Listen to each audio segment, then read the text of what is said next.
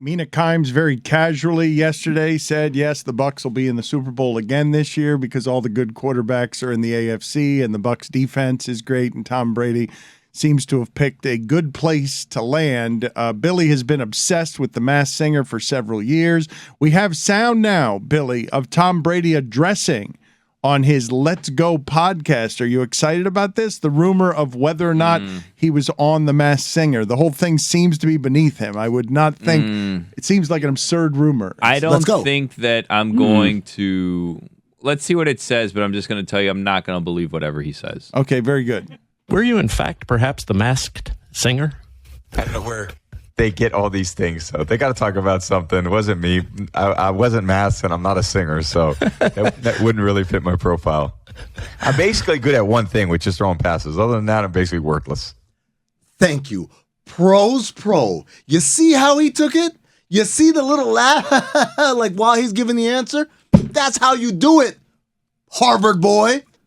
I mean, Tom Brady is better than Ryan Fitzpatrick at handling everything. He says he's worthless at everything other than throwing passes. So, well, you see that Gisele Bundchen is on the cover of Elle, and she is giving voice to a lot of the things about, hey, how about my life? I've taken care of the kids. I've supported Tom. I've been in the cocoon making sure the kids are okay. What about me? I'd like to get on with my professional life. She's giving some of those quotes as she now makes a run. As she, too, I don't even know what's the most improbable story in their 40s. Supermodel at 40 or NFL quarterback at 40? She's still on the cover of magazines dominating the supermodel game as a person who makes more money than Tom. What if this is going to be like a really cool, like, Cold War between them to see who can still be elite at their thing? Anything you can do, I can do better. Ooh, right? like Mr. and Mrs. Smith? That's the movie. I was going to say Night and Day. I was trying to think of the movie. Yes, Mr. and Mrs. Smith. Yeah. Is that Angelina Jolie and Brad Pitt? Yeah, I think that's... We don't need to... That's what ended that marriage. Oh. Of Brad and Bennifer. Really? I think so. I think that's where they met, was on the filming of that movie. And then wow. Not to, bring this down or, Sorry. What were you talking about, Billy, during the break that had all of you guys laughing so much and looking into your phones and gathering around each other, guffawing? There was one thing that Amin was looking at. Is it the chess thing? Yeah. You mentioned Elon Musk, and I don't know what happened in the chess thing. The most recent chess story that I had read was some robot severed a kid's finger. What?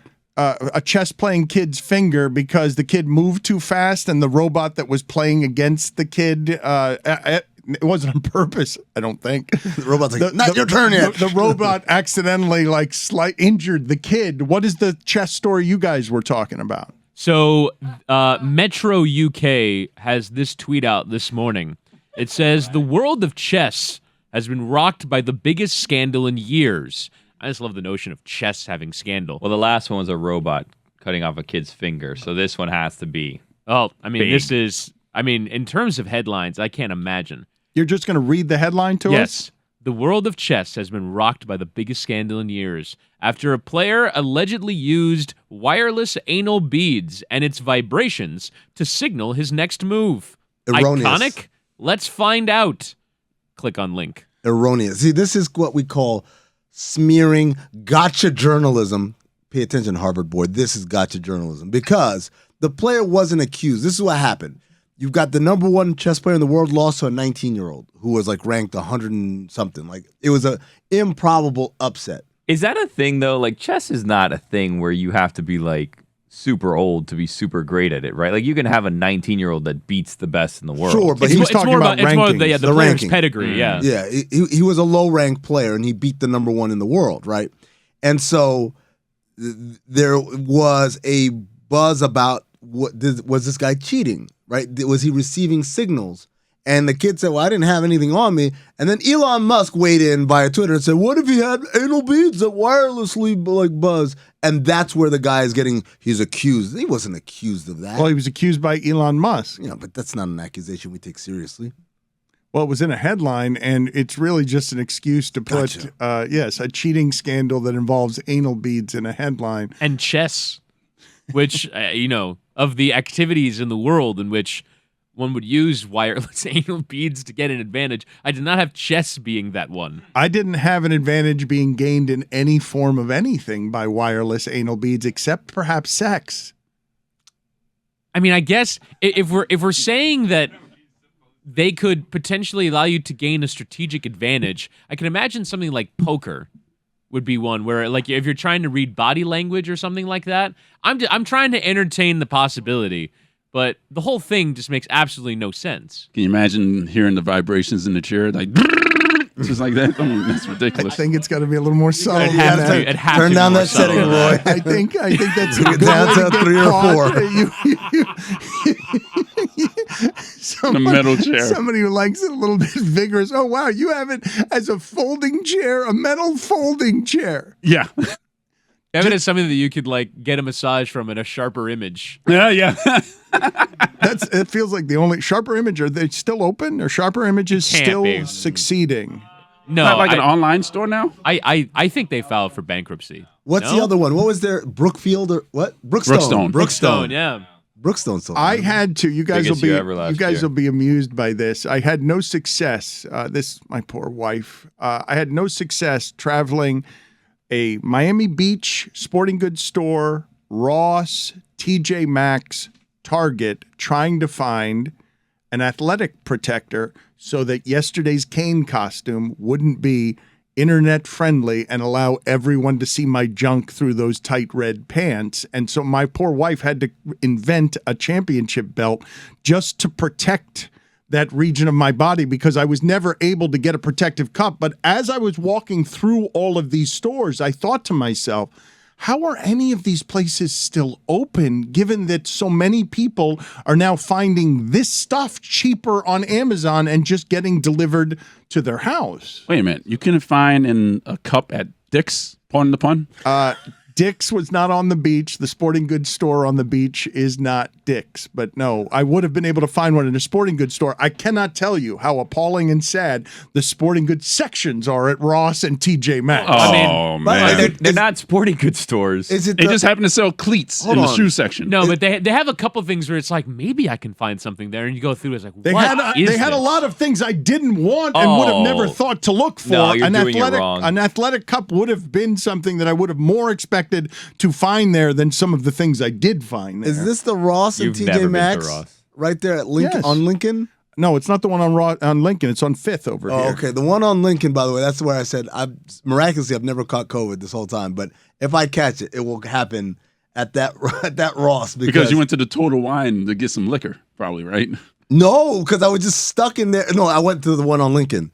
The one on Lincoln, and it was so gross in there. It's the grossest store I've ever been in my life. Yes, it is. Do overnight at Ross, instead of picking clothes up, they throw more on the floor? Yeah, that's the You guys are the worst, Sebastian all of you. Maniscalco had that bit. He's like, "This is how people shop at Ross." He's like, "Huh, not my size." I just hurls it everywhere. Yes, they do. You don't appreciate the glory that is Ross, TJ Maxx, and then you toss in a Marshalls. Dude, I'm telling you, I was trying to buy underwear, and all I wanted was just a pack of underwear in my size that hadn't been torn asunder and had exactly one removed. I'm like, what Why happened? didn't you go to Target? What? Why didn't you go to, like, Target? I'm foot, man. I'm not trying to like travel everywhere, Uber everywhere. This is, you know. I actually, do you remember the day that you actually made me walk into the ocean wearing jeans? So after that, I went to go find a change of clothes. Apparently, there is nowhere to buy underwear within 7 blocks of this place. I ended up buying a pair of underwear that goes like halfway down my legs and has this incredibly psychedelic design. I look at that pair of underwear and go, when would I ever wear this again? I guess When you other get than the lucky. fact, other than the fact that nobody can see this. But it is the strange, and it's only because there is no conventional pair of underwear to be found within 7 blocks. You're of this doing place. it wrong. Do you guys have good underwear? Yes, I do. I Yeah. invested in underwear. No, I'm not saying like good underwear, like good quality underwear. I'm saying like the good underwear, meaning, oh, I'm wearing these tonight just in case. Like, no. I mean, you've got a pair of underwear that's better than all like of your your show underwear, underwear. your fancy underwear, the ones that you want to, if you want to have a big night of romance. my underwear drawer is divided into 3 sections. Section 1 is what I call the everyday draws. These are just like The meat and potatoes. meat and potatoes. Gets up in the morning, gets Literally. the job done, right? Section 2 is the lesser caliber, which I reserve for athletics. So if I'm gonna go running, if I'm gonna do something that's physical, I'm not like I don't care about these. Those require, I would say, better underwear. No. Because you don't want to be uncomfortable. No. For me, I want to have good underwear when I'm participating. This in is athletics. his drawer This of is- drawers, Yeah, this not is yours. it. We'll go through yours next. Yes, Just and then calm down. and then the third most hallowed section. This is like the nice stuff, right? Satin? This is- not satin. Wow. It's just like, you know how like you go buy some Hanes, the 8-pack, and then Satin. they'll include 2 for free. It always says 2 free ones, and 2 free ones will be the moisture wicking da. I'm like, oh, these are the ones that like when it's a night out on the town, Yeah. put these on. And so this section over here is off to the side. So whenever I travel, I typically like to grab a potpourri, like a little bit of these. What if I want to be Do you close your eyes to surprise yourself? Like you make your hand like the claw game, and you're like, oh, let me see what I grab. By the way, the athletic section isn't always about comfort. Sometimes it's, you buy a pack of underwear and it comes, one is like this ridiculous color. I'm like, I can't wear this lime green pair of underwear, but Why? I will if I'm playing that. I don't know. I just don't like it. I'm wearing neon orange underwear right now. Show us. You don't believe me? What are we doing? Why? Oh, wow. What are we doing? What's the brand? Saba? That wasn't a very flattering Show shot. us? Yeah. You showed me your belly button as well. Yeah, I didn't mean to do that. I'm gonna get fat shamed later. I've been told by many people on the internet that the pandemic was not good to my body, and I said thank you for sharing. You say not pandemic, it's fatherhood. That's really what it is. It's a combination, If we're yes. gonna be honest with you. Well, let's I went talk through a about move, it this was a for a whole second. thing. I was because- gonna I'm fat- fat, Dan. I'm fat. well, That's what we it haven't is. talked enough about. Best thing that's happened to me in the past couple months for my body weight was getting kidney stones and then a bout of diarrhea the next week. Bout? Yeah, I lost like was a 7 fight? pounds. It's like a ding, ding, ding. And this corner weighing in at the 198 pounds, Round 1. Billy Gill in the other corner with the prior record of 238,634,933,317 and 1. He is the undisputed, unified world champion, Diarrhea! What was the one loss? Against the Vino Hassan back in 2012. You beat the Rhea. I held it. Congratulations. This That is is- more than I We want don't need to know get from any your further, life. Go but sit you in the did penalty not. You box. could not have held it. Go sit in the That didn't penalty box. happen. Billy? I fought it. Billy, I can go with him if you want. no, I don't want you to go. I want you to tell me your fatherhood experience, how it has changed you. We have not talked nearly enough. Not about, I'm not going to fat shame you or any of that stuff, but we have not talked enough about how it has changed your life, or you're a fearful creature without having something around the house every day. I don't have that time is to be afraid anymore. actively trying to kill itself. No, I don't have time to be afraid anymore. That's just I don't have time to do anything. I can't even go to the bathroom without hearing little knocks on the door, little scratches, occasionally my name, and it's like, hey, personal space, okay? Like Daddy's doing number 2 right now, or Daddy's doing number 1 right now, or Daddy's just sitting here quietly and the toilet's not even open. And he's like in the fetal position in the bathtub he's trying to getting cry away from right now. you. Exactly. Daddy's just trying. We need a little quiet time here, okay, baby? Wait until they start learning how to open the door. Oh, There ain't that's no more knocking. No, I need to, yes, that's happening where we're getting on our tippy toes and we're reaching up and we're grabbing the handle and we're pushing doors open. It's like, I just closed that door. The other day, Dan, I'll tell you what happened. And I didn't know because we're now in the area where it's like, is this cute or is this defiance? You know what I mean? Like, is this insubordination or is this adorable? The other day, one of my 2 doggies, not very good doggy. So I said, you know what? You're going to timeout. So we went and we put the doggy in timeout and we just put the doggy in a room and we closed the door. And then my little daughter waddled over and opened the door and let the doggy out. And I said, that doggy was in timeout. But that was so cute. Timeout needs to be respected, right? But It was so cute. Yeah, well, this But it was happens so all the cute, time. Dan. So That's you're the thing. It was angry, so but you're cute, so I smiling. couldn't say anything. All right, so Mike Schur is a father, and he's going to help us here with stat of the day and tell us where Billy, which way do you go on adorable or insubordinate? Mike, how did you navigate this with your kids when they were younger? Can I just say that when I first got in here and I heard Billy saying that like he heard footsteps and stuff like that, weren't you recently talking about how your house was haunted or there was a ghost in your house? Okay.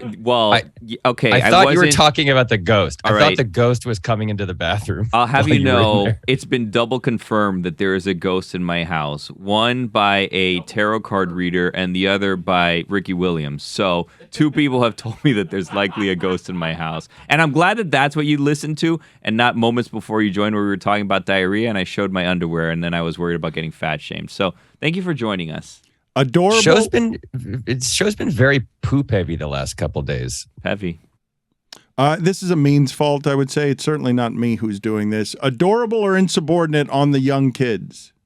It's both. That's the problem. But you have to treat it like it's insubordinate. You can later tell the story as you're doing now and find it adorable. But in the moment, I think you have to be like, we don't do that. That's insubordinate. So, and definitely use the word insubordinate with a toddler because that'll work. How I would. That's my question to you as a father. So I don't know where the disciplining and the reasoning starts, right? Because my daughter right now is 15 months old. So like, I don't think there's any reasoning with her at the moment. So it's kind of like, you're not going to understand why I'm upset. I can't explain. It's the same thing like when you go to take them to the doctor and they're sick or whatever. And it's like, take this medicine. It will make you feel better. And they just spit it out. It's like, she doesn't understand what I'm trying to tell her. She just doesn't like it. So I think that I'm pre-disciplined right now, but I don't know where the line is because once, it's a slippery slope. Once I don't discipline, then it's just going to get away from me entirely.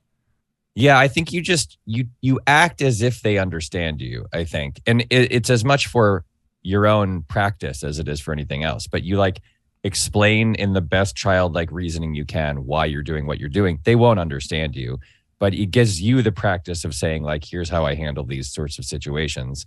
And then and then they're going to do it again. Like whatever you tell her not to do, she's going to do it again tomorrow. You're right. There's no way for her to intellectually understand that you don't let the dog out when the dog is in a certain room. But you still got to do it. One of the ways for her to never understand it is for you in front of her to find it adorable. I mean, you have to take a picture and say, "That's so cute, baby. You're such a cutie." Let's go ahead and do the stat of the day. Start of the day, start of the day. It is your start of the day. Start of the day, start of the day. It is your start of the day. Start of the day, start of the day. It is your start of the day. Start of the day, start of the day. It is the start of the day.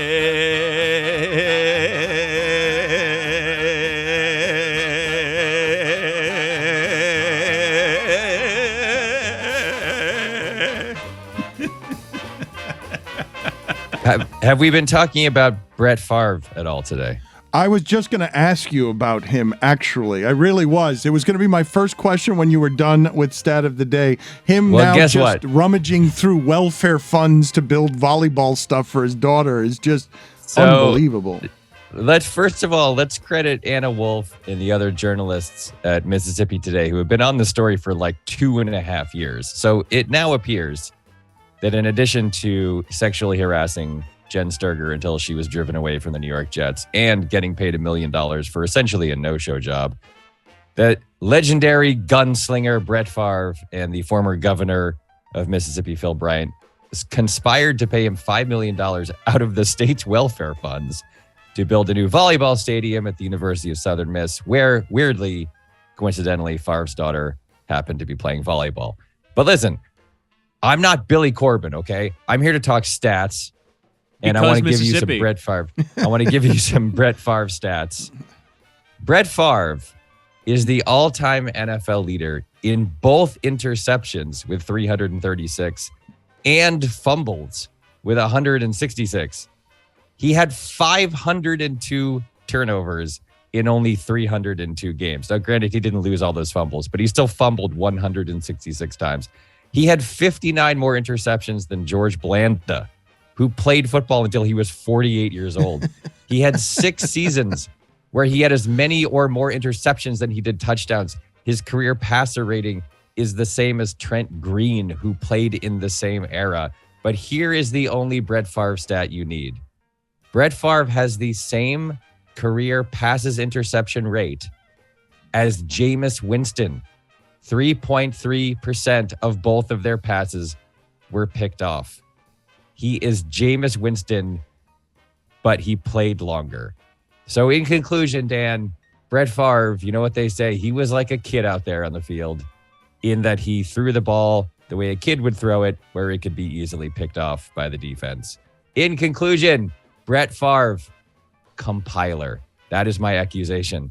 Compiler. Wow. And you're probably right. Those are stunning stats. I saw that somebody, I think it was Stephen Ruiz, was complaining, hey, you know what? Save me all of the Geno Smith stories about how heartwarming it was that he worked his way to a second chance and gets a win on Monday Night Football, when I've seen Brock Osweiler and Blake Bortles and Blaine Gabbert ruin franchises for years because they just stuck with them, and Geno Smith had to figure out, had to stick around long enough to be able to get another chance. I wanted to ask you not only about Favre desecrating everything that he's been, because it's fairly startling to see a guy on Monday Night Football after the death of his dad. I don't know it's possible for an athlete to be regarded with more warmth than America was thinking of Brett Favre.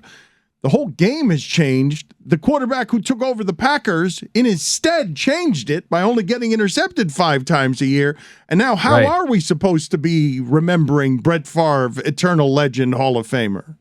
I got to be honest with you. I never quite understood it at the time, in a number of ways. All I saw when I saw Brett Favre was a guy who recklessly, game after game after game, threw the ball into triple coverage and was picked off. It happened all the time. It happened with the Jets at the end of his career. It happened with the Packers. The second that he left, the Packers had a better quarterback who had been sitting on the sidelines for 4 years or whatever, waiting for him to retire. He kept not retiring, and he kept just getting picked off every year in the playoffs.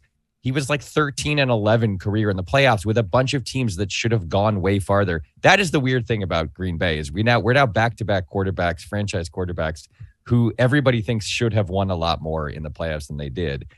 But Favre, everyone would just say, like, that's what you love about the guy, is he's a gunslinger, is that he takes risks. And it was like, no, that's bad. That's bad to do that. Like, it was good when it worked, and it was terrible when it didn't work, and it didn't work way more than it worked. I mean, the guy won one Super Bowl over a completely outmatched Patriots team, and mostly won that Super Bowl because of like kickoff returns and punt returns. And every other season that he had ended in disappointment caused by him.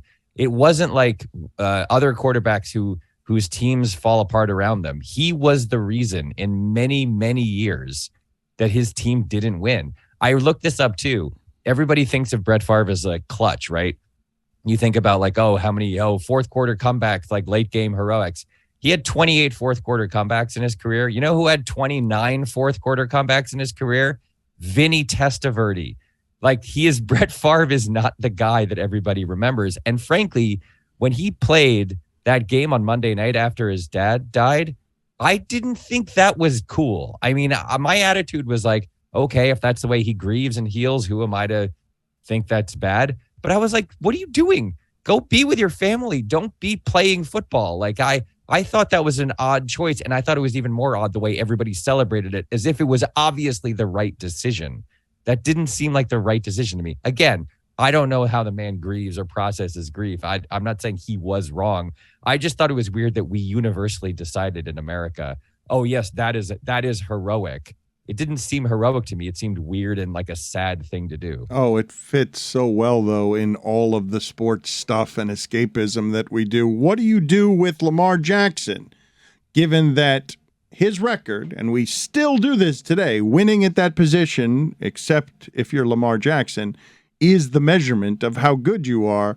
Lamar Jackson's record through 50 games is the same as Tom Brady's through his first 50 games.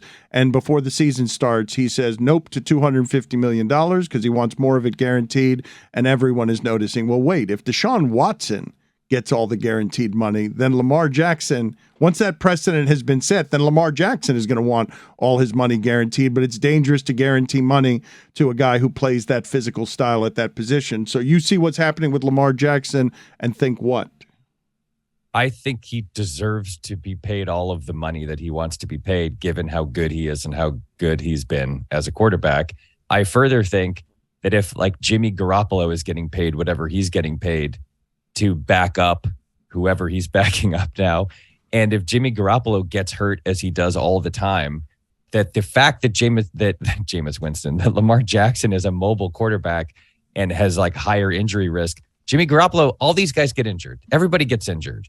And the NFL Players Union, if it were a better union and they had more sort of willingness to fight back and just went on strike every year, I think they should be wildcat striking every year, like on the Saturday before the first game of the season. And the thing that they should be arguing for first and foremost is guaranteed money. I think he's absolutely right to want it, and I think he deserves it. And I think he should get it. And because these careers are too short and the game is too tough and they demand too much of these people. And as you've said many times, they're too disposable. And if I were Lamar Jackson, I was good at being quarterback as Lamar Jackson, I would say, no, I want more money and I want it all guaranteed. And I'm not going to play for you unless you give it to me, because someone will give him more than they offered. And that team will become better because he's a better quarterback than whoever that team currently has at the position. Is John Madden singularly responsible for everything you just described about Brett Favre? I think he's a huge factor. Yes, I think that the entire country was enthralled by John Madden, and I think John Madden was enthralled by Brett Favre, and the way that John Madden said Brett Favre in that weird voice that he had, and his like manly, rugged, barrel-chested tones, and the fact that Favre was constantly playing in those games, I think that John Madden was a huge factor in everyone deciding that Brett Favre was actually great, and in fact he was wildly overrated. I'm so glad that Brett Favre has been exposed as a person who stole $5 million in welfare money from the state of Mississippi to build a volleyball stadium, because it's allowing me to grind an axe I've had for so long about how overrated that guy was. A second such crime by Brett Favre where he just steals from poor people. It's not even the first of these. It's not. He was given like $500,000 or maybe $1 million. It's unclear, to do like some ads for the Tourism Bureau or something, which he maybe did, but maybe didn't really do. The funniest thing is this text that came out. You should all go look it up if you haven't already. Yes. The text is like, there's a text from him to someone involved in this scandal where he says, "Hey, let me ask you a question.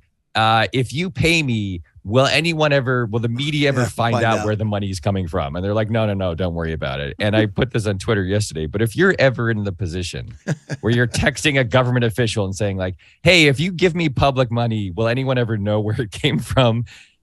You're doing something wrong with your life. And also, this guy, don't this text is like, that. Yeah, don't text it. Yeah, how Paper dumb trail. do you have to be? All of these people recently, there's been this major trend of people putting their crimes in writing, which I guess, thank you for making it easy. But this is strike like 7 for Brett Favre. Like, I don't know that anyone has ever, after his career has ended, squandered more goodwill than Brett Favre has. Maybe Schilling. Okay, O.J. Simpson. That's fair. I'm now wondering if Mike has like this secret list of other people in sports who bothered him, who like would conveniently Grind some axes. It'd be great if they conveniently had a downfall so he could publicly come after them. That would be great. If I mean, I'm not going to say who they are. If another one of these people gets involved in a scandal, I will come on and just. How many of them wore maybe. pinstripes professionally? Not a crazy amount, probably like 120. Okay, I can't wait to discover these over time. Has Hollywood been shaken by Brian Cox of Succession coming out and saying that they're not going to last and overstay their welcome too long, like billions? Oh, I didn't see that. He said that? Yes. So evidently Hollywood hasn't been shaken by it, although you're shaken laughing at it right now. That's exactly what Brian Cox should be saying as that character, as the lead on Succession. Brian Cox rules and has ruled for a long time. He's so funny, that guy, and such a good actor. As far as I'm concerned, he can say whatever he wants to say. It's very funny to say to name check another show when you talk about wanting to get off the air. That's very funny. But no, I had not heard that. So you broke that news to me. But I've heard, Jesse Armstrong, who created that show, gave a quote last year where I don't think he came out and said it, but I think he definitely indicated that this was not going to be we're not looking at many, many more seasons of the show. I don't remember exactly what he said, but that's been in the air for a while. He also used the very British expression of calling Billions, quote, past its sell-by date. Fantastic. He, in his 2021 memoir, Putting the Rabbit in the Hat, Brian Cox called Johnny Depp, quote, overblown, overrated. Called Ed Norton, quote, a pain in the arse. Called Steven Seagal, quote, as ludicrous in real life as he appears on screen. And characterized Quentin Tarantino's films as, quote, all surface plot mechanics in place of depth. Yeah, that biography that came out, he just like ripped everyone. I haven't read it, but I've heard it's just like it's a no holds barred autobiography. It sounds like a great. very cantankerous man. Yeah, fuck off. That's all he does. That's like his that is, signature. that is his name of the catchphrase, biography. yeah. That's his signature. He's telling Billions to fuck off. He's telling Tarantino to fuck off. He's telling Ed Norton to fuck off. That's the dream. The dream is to get to an age and a status level where you can write a whole book and just say that over and over again to everyone you want to say it to. I think Mike Martz is applying for that role now. Mike Martz was quoted yesterday as coming after Justin Fields. I can't remember which he said which about, but he said either Trey Lance or Justin Fields has no skills, and he said the other one can't play at all. Mike Martz has decided to put his name on Trey Lance, and Justin Fields don't know what they're doing. Mike Bart's another, I would say, underachieving head coach / offensive coordinator, given the talent that he had to work with over the years and the amount that he actually won. I don't think you can do the F off book when you're Brian Cox and you're the lead actor on the best show on TV. I don't know if you could do it if you're Mike Martz right now. How did it just disappear? I guess perhaps to Mike Schur's point, he was wildly overrated because he was coach of the Bears. And then I feel like he was in every non-NFL food, the AFL and the USFL. I feel like he's coached in every single one of those. He just fell off the face of the earth after having the best offense in football. Used to be the genius, the evil genius, Mike Martz, the greatest show on turf. Yeah, and what did they win? What did they win? Who did they lose to that year, the first year when they were upset? Oh, that's right. My New England Patriots. Oh, Jesus. Get him out of here right then. On that note, cut his microphone. Get him out of here. And I'm thinking about ending the entire segment. Get out. You know what? Fuck off. Please, fuck off, do. Mike Schur. Please end it. I can't keep getting up at 5 a.m. to do these stats of the day. We were just having that conversation. Oh, he's gone. We were saying Mike Schur basically is calling into his local sports talk radio show every single morning to give his thoughts on what's going on in the world of sports. During drive time. He's that guy. I want to get to some Emmy-related stuff in a second here because I am not the demo for these award shows. Outside of Chris Rock being slapped, this is not a space that I've been spending any time in seeing Hollywood decorate itself. So I know some of you are interested in it, though less so than ever before, it seems like, from the ratings. But before we get to that, I wanted to ask you guys and Amin, as a leadership exercise, when Nathaniel Hackett has a decision that he makes in his debut that is about as bad as you will ever see, when a coach is deciding in his first game something that is costing the game at the end. You're used to Russell Wilson having creativity at the end of games. You're used to people fearing Russell Wilson coming down the field at the end of games.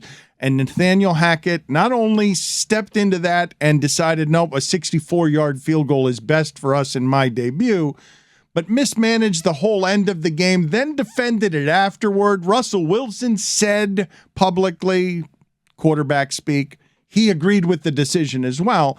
And then the blowback is so strong that Nathaniel Hackett says, never mind. After further review, I blew it.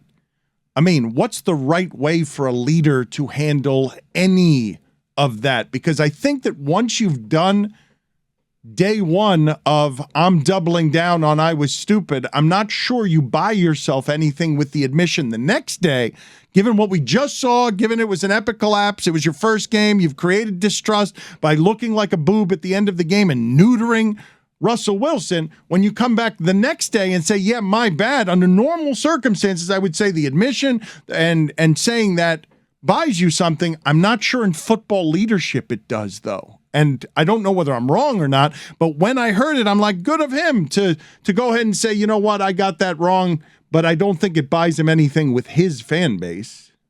Come on. Hey, I made a mistake. Oh, come on. It all happened. You guys haven't made a mistake on your first day on the job? What?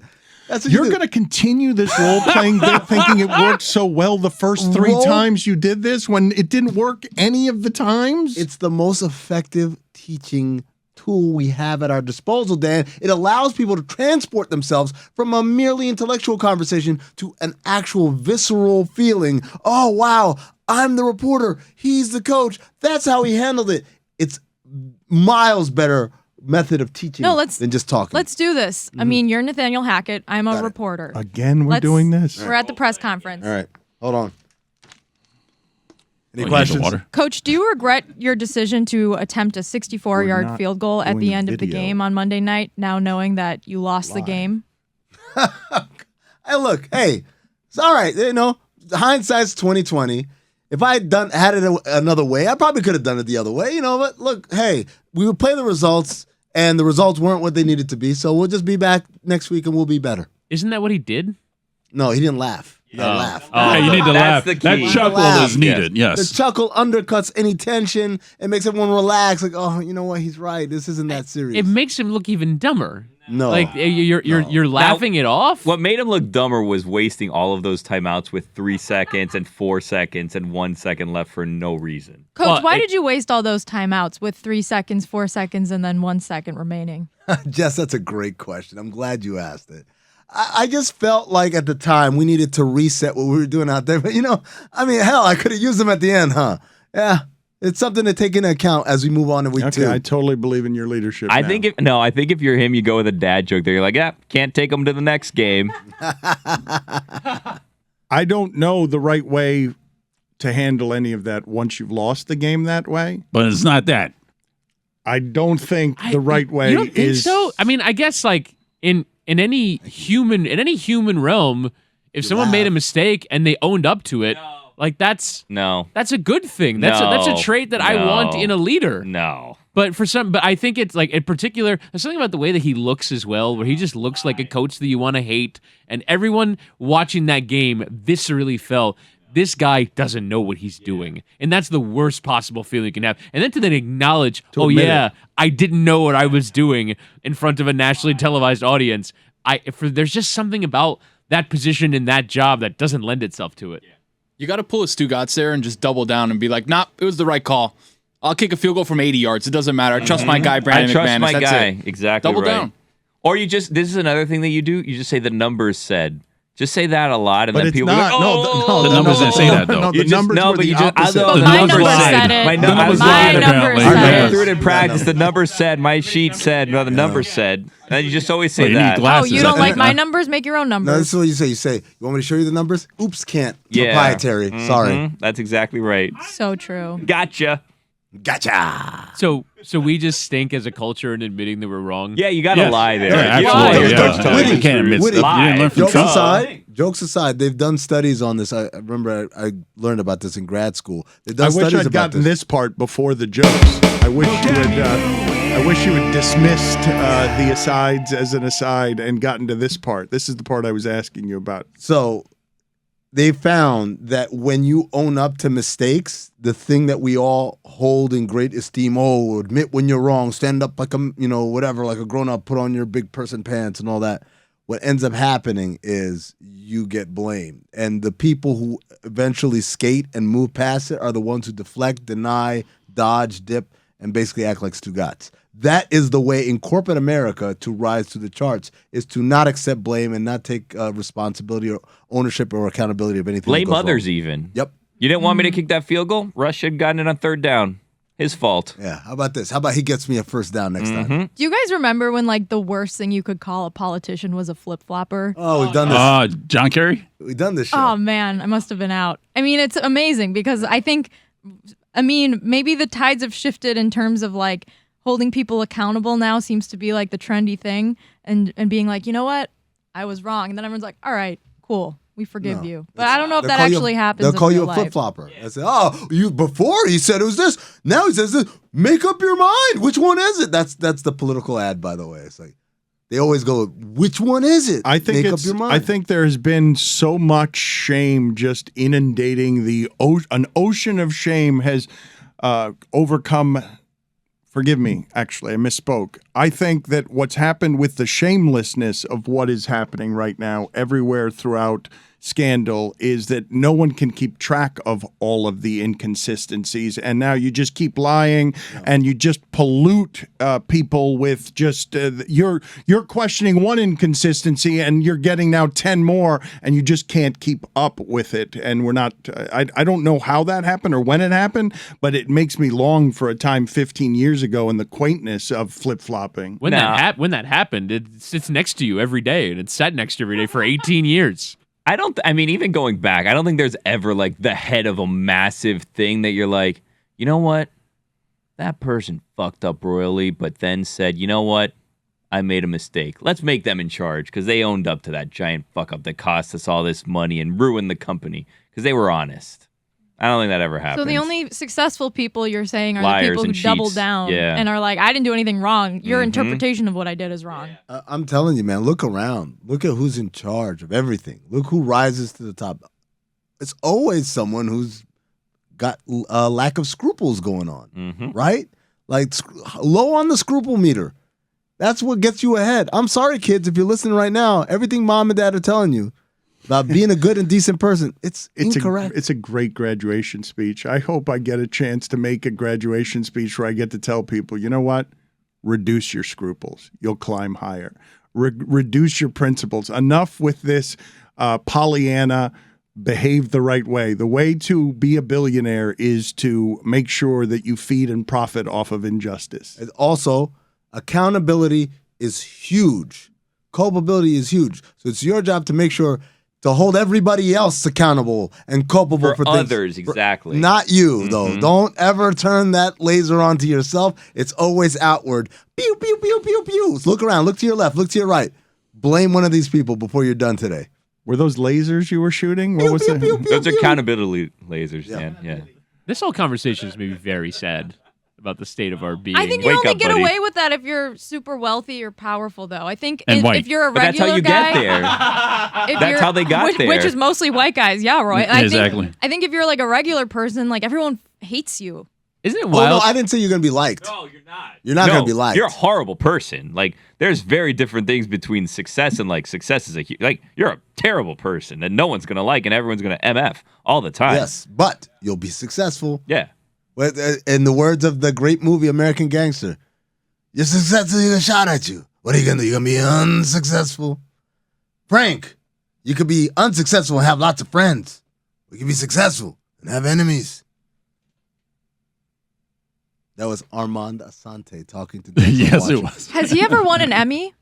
Armand Asante? Trying to do a transition here. Oh. You have exhibited bad judgment again and again today. Jess? I mean, it's pumpkin season.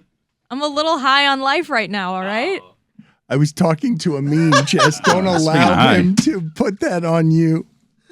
I was covering for him. That's how it works, Dan. You were saying of the Emmys, I think you're the only one here who was interested in the Emmys among us. Well, I half watched the Emmys, half watched Monday Night Football because it's tough to go up against the first Monday Night Football game of the weekend. While shopping and TikTok. I was also on. Well, so I haven't really online shopped in a few months.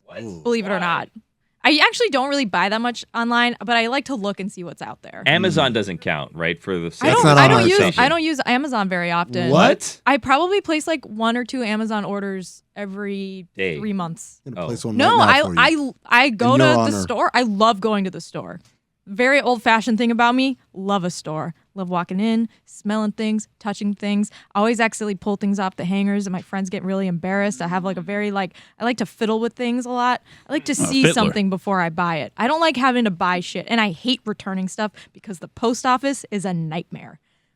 Anywho, I was watching Monday Night Football and the Emmys at the same time while on TikTok. Yes, I will admit I did that. And the Emmys, I gotta say, my main takeaway, Better Call Saul. 46 nominations, still has not won a single award. Really? That was my main takeaway. I'm still And angry. all of the winners of the awards that went up against Better Call Saul were very deserving, and so it's not a knock on them. But how do you get nominated 46 times and not even win one just for like sound mixing or something? Was Susan Lucci, was that her name? Yeah. Yeah. Always a bridesmaid, never a bride. You, Jessica, there have been a couple of shockers today. As a 9 p.m. sleeper and someone who needs to fiddle with things at a mall, makes you about 50 years older than you actually are. Thank you. I love dead shows too. You will find Matt Sullivan on both Basketball Illuminati and where you find him now. He has written about Steph Curry, and I think, Amin, it's the most interesting thing I've read about Steph Curry. Usually I find most of the writing around him and his personality to be pretty glancing, and I think Matt caught him over 5 interviews for Rolling Stone in a period of his life where he's grabbing his power, his adulthood, his voice, and he is deciding what he wants to make of his life around basketball and how he wants to use the platform. I don't know if you've read a lot of interesting things about Steph Curry, but I thought this was the most illuminating profile on him I've read. Yeah, it's definitely strayed the farthest from the basketball court.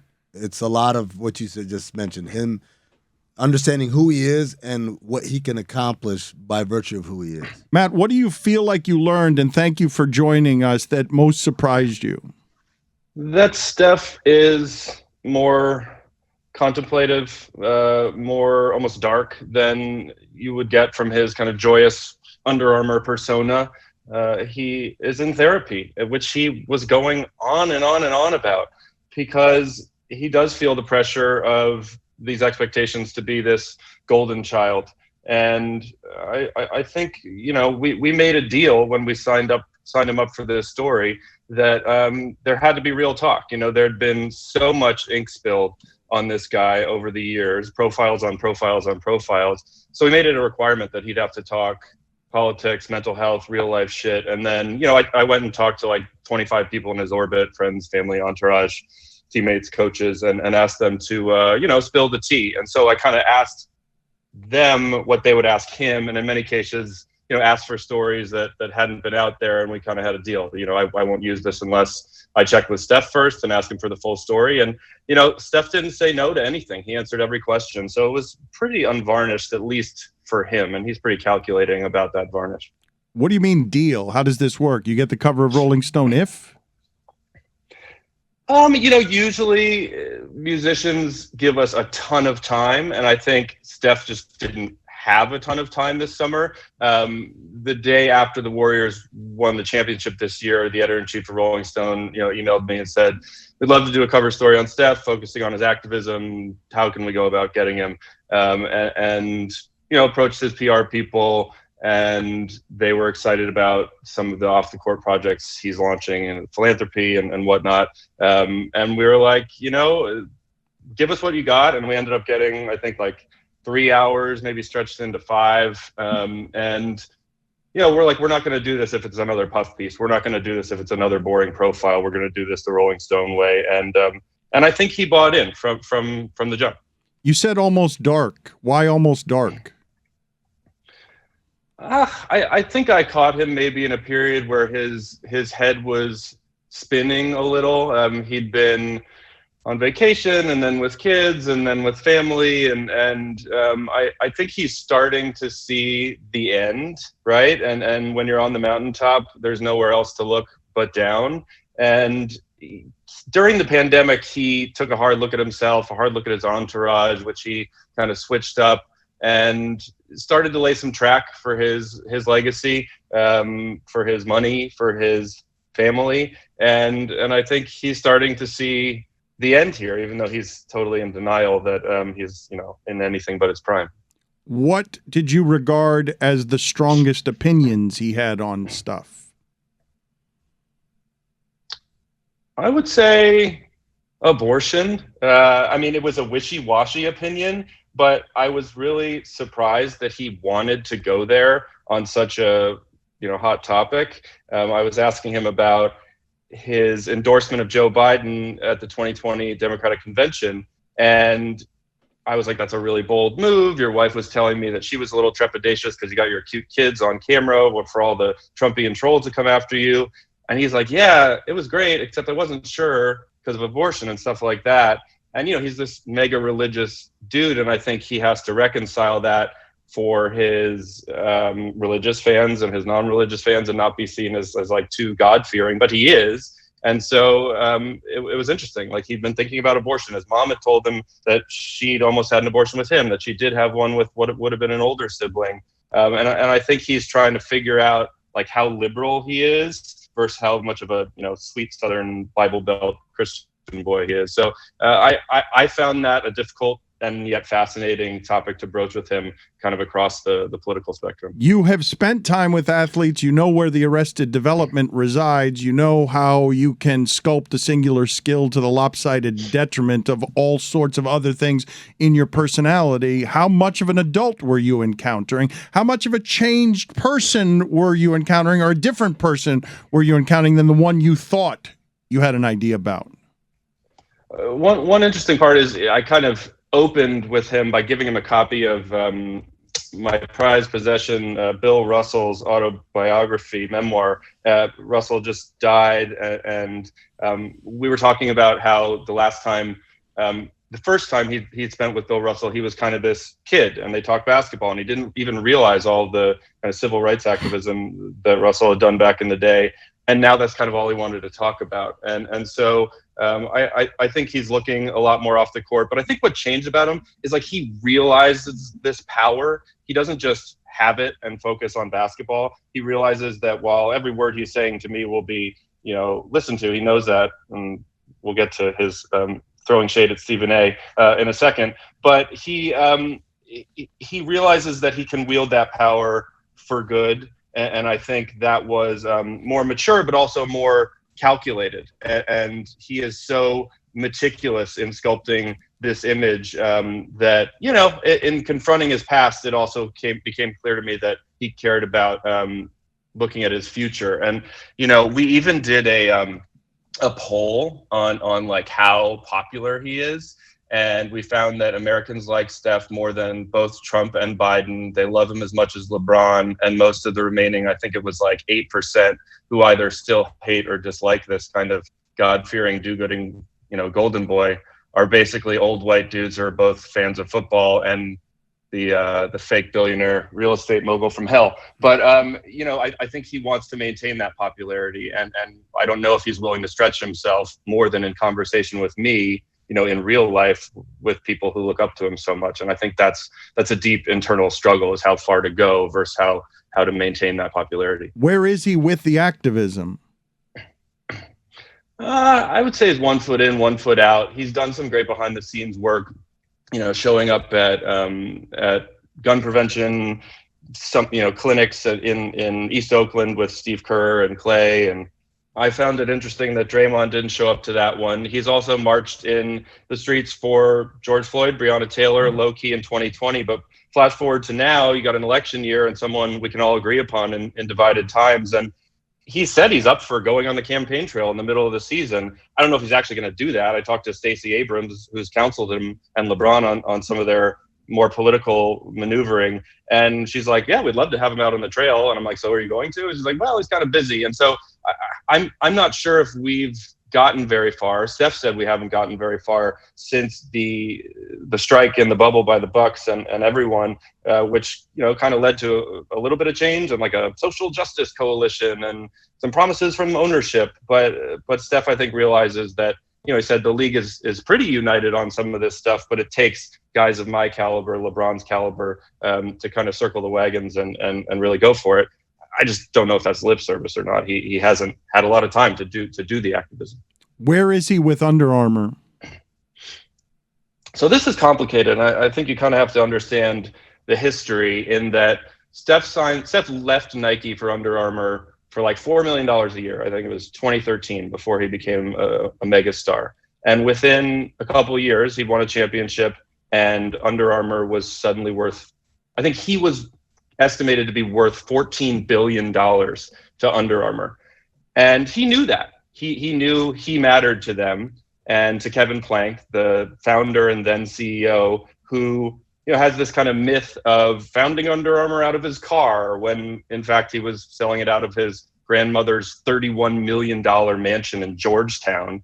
And I think Steph appreciated that kind of underrated underdog vibe from when he was an under-recruited prospect. And that's his whole kind of theme of his brand, is underrated. And yet he began to feel like he was underrated by Under Armour. And so Plank, from what I understand, Kevin Plank, this then CEO, was personally involved and involving himself in the design process to put these gigantic screaming Under Armour logos, a UA, on these kind of much maligned shoes for looking like dad shoes, when Steph wanted his name, his imprimatur, to be the big deal. And I think that led to a lot of tension. The kind of notorious episode where Plank comes out and said Trump is an asset to this country, or his business mindset is an asset to this country, and Steph shot back saying, I believe with that if you remove the E and the T.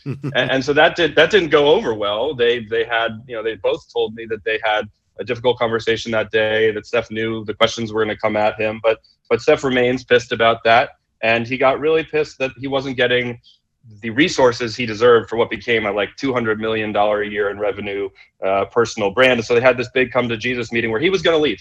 He was going to leave. It was like an or else situation. They gave him the resources he deserved, or he felt like he deserved. And now here we are when he's negotiating a lifetime deal, which him and his people acknowledge that he's trying to get about as much as LeBron has with his Nike lifetime deal, which is like 31 million. You multiply that out across a lifetime of a healthy person, that's more than $1 billion.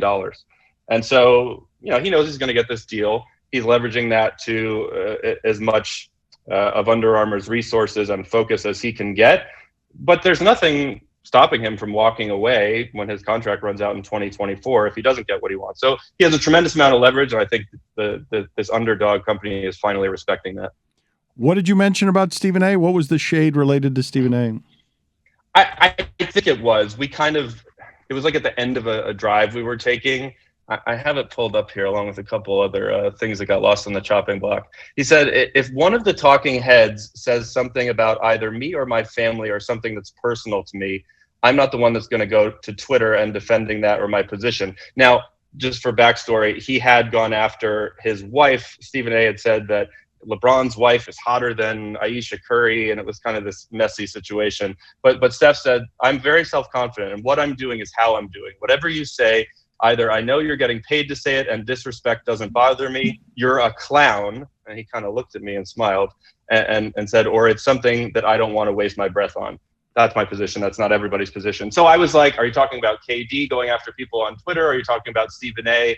And he kind of just said this is why it's the new media, and Draymond's running the show, not I don't think he said not ESPN, but we acknowledge that there was what I called a screaming industrial complex on ESPN, even though they're leveraging a lot of that for ratings for his talent, and he's fully aware of that, and yet he's hosting the ESPYs after a bit of deliberation.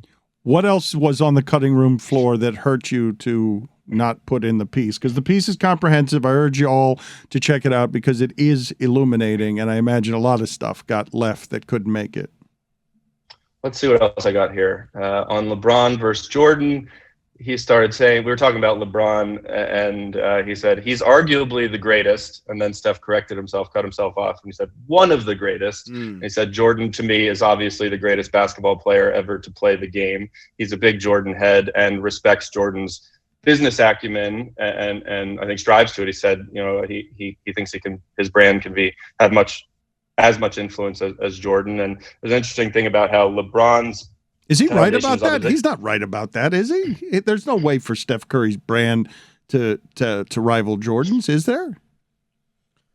I think he was saying that Jordan's, I don't know, Amin probably knows a lot about this too, but Jordans didn't take off until later in Jordan's career, and the shoes certainly remain a big deal. But I think he thinks that now that he's got this stranglehold on his personal brand and better designs, that he can rise to that level with his shoes and his legacy and his smile, which Jordan certainly didn't have the smile part.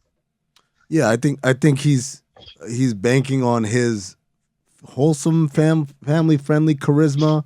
The fact that Aisha is a brand of her own, and they can kind of couple that and lift it up higher to what Jordan represents, which is kind of athletic excellence, and that's about it. Yeah, but Jordan didn't make dad shoes. Right, like the cultural currency of Jordans is absolutely astounding. Right. Like they're Look, I'm not agreeing with him. I'm saying the I see cultural what he currency of Steph Curry shoes is almost nil. And well, no, okay, so here's the funny thing. So in 2015, so the year before the dad shoe came out, that first Curry shoe that was the best-selling basketball shoe in the country. It was better than everything else. Every single little youth team in America had those shoes. And I think that's why a lot of the frustration about what happened with that Curry 2s was it being derailed from a clear trajectory of this was going to be the shoe of the people in a way that the other kind of signature shoes couldn't be. Aren't Kyrie's sort of a bit of the shoes of the people? Yeah. Because they have a lower price point? Yep. I mean, what did you find And the kids internationally, yeah. What did you find most interesting about Matt's piece? That Steph Curry has a temper. He's got the story in there about Steph. Well, Matt, you could tell it better about the guy that was in the circle, and then they felt like he was taking advantage of some stuff. Yeah, I'm not supposed to name names, but there were one or two folks in his very much inner circle who he felt had betrayed his trust, were his words. Some other folks thought they had taken advantage of him financially. And Steph had this very intense meeting outside his house. Voices were raised, and they broke off.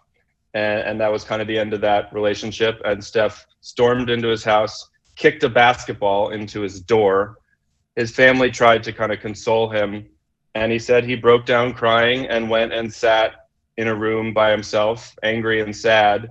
And he said, they didn't know what to do, they being his family, because I'm not alone that often. And I think you got this sense of the lonely, angry, frustrated superstar / businessman who, his teammates call it Wardell mode, right? His given name on the court when he's got kind of that turn away swagger. I asked people if they'd ever seen Stephen Curry mad off the court, and there wasn't a lot of that, but it does come out every once in a while for sure. What would you say are the telling details for those who haven't seen the piece, Matt? Just you do so much reporting on these, and it was 5 different interviews with Steph in different locations. When you think of the details that are illuminating about who this person is that were in your story, that were gathered through the reporting, what are the details that jump out at you, the writer? Other than that, he got an email from Obama after Steph suggested that the moon landing might be fake, and Obama said he needed to do better and do something about it, and getting inside their relationship.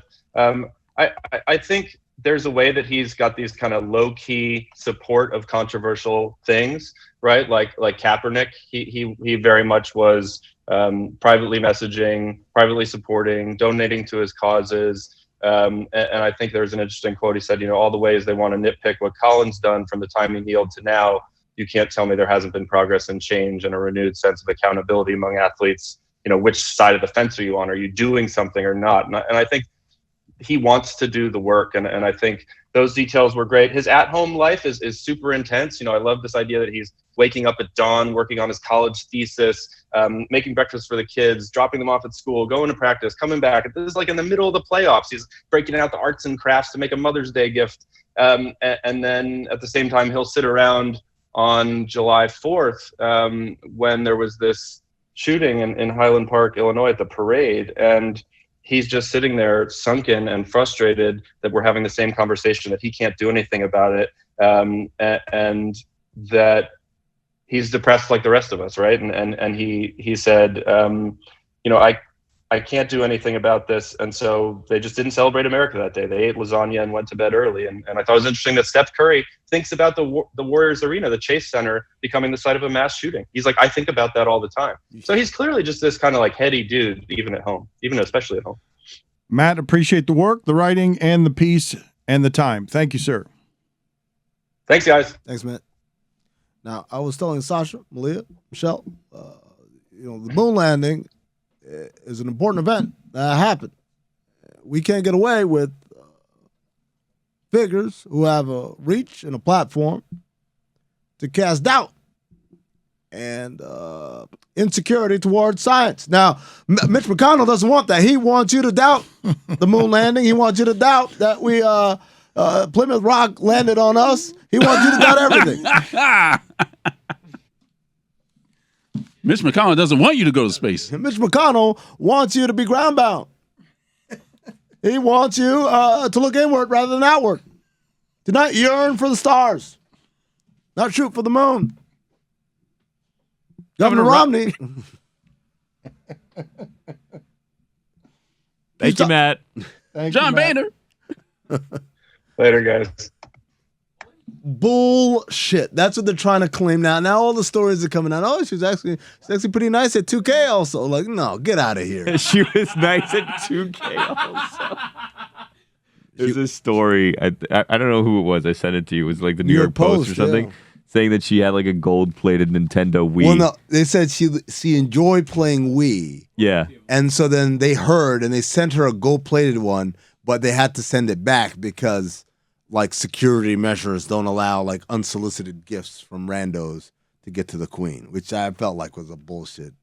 Like, you guys could have checked it out. I didn't read the whole. Well, I mean, I guess we shouldn't ask how things get past like royal security, because there was that whole Princess Diana interview where like they snuck someone in to do that whole thing, right? Is that how it works? Someone snuck into Buckingham Palace once too, while the queen was asleep. Creep. Oh. I didn't read the whole story that I sent you. I just saw the thing where it was like, the queen begged the grandchildren to play with them because she was fascinated by the idea of Wii bowling. No, the worst was they called her a natural. I said, get out of here, man. That's actually the one thing about the royal family that I think they have the right idea with. They never see their kids. They're like, all right, we'll hang out for like an hour on Christmas. Otherwise, go off with the other kids somewhere else in a different wing of the palace. Neither do the Bradys. What are we doing? I just say, Dan always says like, oh, like Giselle's here raising the kids. I'm like, I feel like she's got some hired help. I feel it's like her saying it. We reached our Brady Giselle quota for the day, I think. All right, back to the queen. She's not playing Wii. No chance. This is all the stuff they're trying to humanize her with, like, after the fact. You don't have her playing, like, DDR or something like that? I mean, come on. Mario Kart. I mean, if you can't have a go at Wii bowling, any human on Earth can have a go at Wii bowling. It's the best. No. Meh. Show up, you tilt your thing, got to make sure you get your arm motion right. It's absolutely fantastic. What? Oh, the soundtrack, though. Oh, great music. What's your favorite Wii game? I recently, with the Nintendo Switch, I had to go at Wii Soccer. And that was a legitimate workout. I was exhausted by the end of that. Like Jessica was really laughing at you doing those squats in that stadium. I don't know. I loved it. It was so funny. You get a great deal of enjoyment from Whittingham just generally saying things and making a fool of himself. No, that's not true. It was just his execution was flawless. The time lapse was a great choice. I didn't have to sit through like a 20-minute video. And then him showing up at the end being sweaty was legitimately a laugh out loud moment. So I went all the way up, which I was told, by the way, great advice, but I should have gone from down, the top to the bottom. Right. Because I'm not only am I sitting in every seat, I'm also climbing. Gravity. So that was dumb. But then when I get to the end, I'm absolutely drenched in sweat. I got to come all the way back down, and then I have to go all the way back up again because that's where the booth that I work out of is.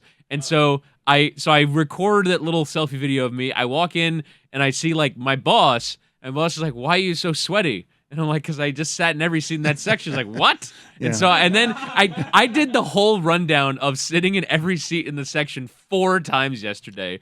And like everyone is like, what? Why? Are what? you questioning what kind of shape you're in after some of these things you've done? Billy's got a theory here. It's a ridiculous theory, but I'd like to hear more about it. I'd like to hear it elaborated on because he believes that a certain swath of people. I'll take it from here, Dan. This is what I think. And I was thinking about this today. I think the NFL season is harder on the media bodies than it is on NFL players' bodies. Go on. Well, because I was thinking about it. They are top professional athletes, correct? Yes. And if they're traveling to play, they have great hotels. Right. They have first-class flights. They have they have all of that stuff, right? They don't have to worry about all that. Obviously some of them will be sore from getting hit and whatnot, but there's lots of players that you're just kind of standing on the sideline. Backup quarterback. Exactly. Wearing a hat. Yeah. And they're also, for the most part, very young. Their bodies have the energy that the media bodies do not have. The media bodies are not flying in these great flights. The media bodies are not staying in these lavish hotels. Or the private chefs, Billy. Exactly right. The media bodies don't have these, well, some, but not all have these nutritionists that give them all the best things for their bodies. There's times that you're just eating bad. It's up late. It's up early. Editing. There's a lot of drinking. deadline. A lot of just everything. Drinking, other things. Just stuff going on, or you're not taking care of yourself. I was walking down the stairs today because I couldn't. Kids' birthdays. Yeah, missing kids' birthdays. I was going down the stairs today just from our pee-pee garage over there, and like my body was so sore, and I was like, well, what is it? And I'm like, it's week 1. Like I just know it's week 1. My body's feeling it. Like this is when it hits because when you're going through it, the adrenaline takes you through, right? But this is like day 3 of week. I mean, I guess if you count Thursday, this is what, day 6 then of week 1. But I was thinking Sunday, like this is like day 3. This is really when it hits. The adrenaline has stopped now, and I'm grinding, and it's just week 1. Really, I get eye strain. See? At the beginning of the season from watching so many sports. Last night there was the WNBA Finals game started at 9. I could barely keep my eyes open. They hurt so bad. I thought you weren't doing any post 9 p.m. sporting events of any kind. I'm not. I watched like a little bit of it and then I just passed out. Yeah. The eyes were hurting. The thing is this, Dan, they don't cater to our schedule. We have to cater to their schedule. We have to see the games when they're on and live our lives around that schedule. There's nothing that we can do about it. We just have to do that. And not just your eye twitch or whatever it is that you said. You have face blindness earlier this week. Like, it's just a lot going on. Jessica, you're too young. It was earlier in the show, though it feels like earlier this week that we discussed face blindness. I've lost all concept of time, and it's just this week is 1. just because the useless sound montage dungeon just skews you, makes you sore. You had a meeting? What happened in the meeting? TBD. Lots of my meetings end with TBDs. And Jessica, it's like, we'll work on that. It's like, okay. You are too young to be complaining about starting times of sporting events at 9 p.m. This was never a problem for me when I was young, and I didn't have any time. They didn't start as late. For the complaints it's gotten of worse. Old people. Dan, it's gotten worse. I will stand by this. It just has the time's gotten later. And this started when I was in college because I went from Central Time to the Eastern Time Zone for the first time. And as soon as I hit that 18 years old, I'm living in South Carolina. The games are starting at 8 now. Oh my God, it hit me like a ton of bricks. This time zone sucks. I hate it. Jess, do you not think that your eye strain could be also born out of the fact that you're watching NFL football while online shopping and on TikTok? No, I don't think that they're not related at all. Yeah. No, you don't think looking at a screen every second of every day it hurts at all with maybe your eyesight just a little bit? I think it's just because it's late. Yeah. Guillermo, put it on the poll, please, at LeBatardShow. Is 27 years old too young to be complaining about 9 p.m. game starts? No, 27 is like retirement age for some of these athletes, Dan. Like, that's what we're talking about. And we are well past that. And we're expected to keep up at this pace. I don't know how we're going to do it. Who are you thinking of specifically getting a battering during football season? Is it like Peter King or something? Like what? Who is it that you're getting battered because this is too much? Football is too much. I don't even know what your theory is exactly. By the way, hate to disagree so vociferously, but you're very wrong about this. What? Football is the easiest sport to cover. Oh, What? Gosh. It's the easiest. There's 18 weeks. Amin, you used to travel all the way across the country. I still do. Okay, but like 5 times a week.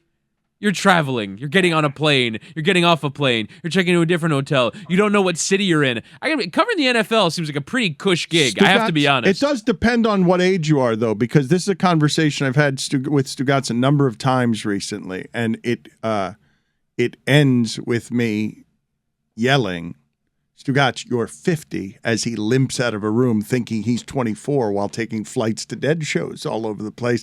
And he doesn't realize that he's not taking care of his body at all while he flies all over the place. And he comes in here and he needs an epidural for his back pain. Oh, man. Speaking of back pain, is Genesis coming this week? I've been wondering the same thing. Oh, man. There's a lot of people complaining, Dan. A lot of people complaining, saying, man, we need a Genesis day because there are some bad backs in the studio. And I'm not going to point fingers, but, it feels like the work environment here is very conducive to back injuries. Sitting in chairs. And TMJ. I don't know what that means. We all have it. Everyone in this room has it. What's in TMJ? Where you clench It's in your your jaw, jaw. grind your teeth. Everyone in this room has it. Me and Tony have it. I'd like to not learn about more things that I could have, if that's possible, please. Because now I'm gonna go on a whole thing. Like the other night, or like a couple days ago, Gojo put up a thing about like some mouth guard that he has, and then I started looking it up, and I was like, oh, this is for like teeth grinding, and I'm like, man, I wonder if I need one of those. I'm getting that done at the dentist. The dentist has been Really? making one of those. Yeah, because it'll affect your sleep if you're grinding your teeth. Are you grinding Grind your teeth? Yeah. It smooths out the top of your teeth. You That's might what I'm saying. Crack Football- a tooth. Football And you- season's all about grinding, and I can't. We're week in. You mentioned earlier in the show that you're sleeping 4 and 4.5 hours a night. That is deeply unhealthy. I mean, like, I've done this for like years at this point. So I don't, it's not like I wake up tired, like, oh my God, I still need sleep. I wake up and I'm ready to go, which is why the coffee the other day was probably the worst thing I could have done because I'm already high energy. To add on to that was just adding gasoline to a fire, Dan. So you're high energy at 4.5 hours of sleep with no picker-uppers, no Nothing. caffeine, no nothing. Nothing. Fair play. It's sort of like people who like marathon running. If you like it, congratulations. Well, I don't like it. Like, I wish I could sleep in, but I just can't. Well, have you tried breath work? Have you tried meditation? Have you tried any of the things that would help you? Or are you just like, can't sleep right, not going to look at anything, not going to take any herbal medicines, not going to do melatonin, not going to do anything? I don't want to take any substances because I feel like then that can become habit forming. So that's off the table. Even if it's herbal, even if it's organic, if it's not ambient, it's just... What about like tea, like tilo? Have a little tilo before bed. Don't like hot drinks. Not a Really? big fan of hot drinks. CBD, we got to get him some of the CBD that we have around here as a sleep aid to see if we can get Amin to sleep a little bit deeper. That reminded me of an article that I saw in the New York Times about how iced coffee is now like the new trend. That no one drinks hot coffee What? anymore. New trend. People are drinking iced coffee year round. Like it used to just be like, Oh, summertime thing? summertime, everyone would have an iced coffee or like cold brew became really popular a few years ago. And this doesn't apply to us because it's always fucking hot. Yeah, I here. was gonna Like, we say, all it's agree on really that. hot here. But I'm saying like when I lived in New York or Chicago or wherever, I would drink iced coffee in the winter too, even though I'd be freezing because I just preferred it. And now it seems like that's become like a legitimate trend.